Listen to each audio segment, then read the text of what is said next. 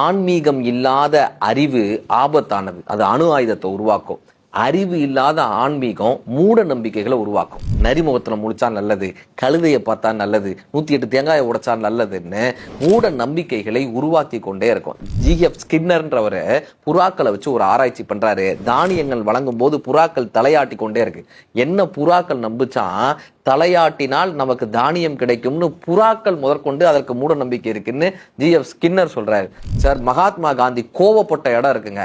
உங்களுடைய பாதங்களை கழுவி அந்த தண்ணீரை என் மகன் உயிருக்கு போராடி கொண்டிருக்கிறான், அவனுக்கு கொடுத்தால் அவன் குணமடைவான்னு பார்க்க வந்த ஒருத்தர் சொல்றாரு. மகாத்மா காந்தி அவரை கண்டித்து அனுப்புகிறார்.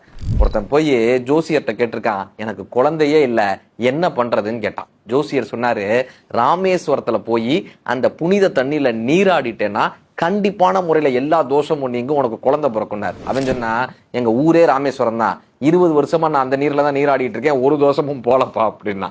சார், அறிவியலோடு ஆன்மீகம் இணையும் போது மட்டும்தான் அது மூட நம்பிக்கையிலிருந்து தன்னம்பிக்கையாக மாறுகிறது. 108 தேங்காய் உடைப்பதை விட 16 தென்னங்கன்றுகளை நடுகிறேன் என்று வேண்டுவது மிக சாலச்சிறந்த விஷயமாகும்.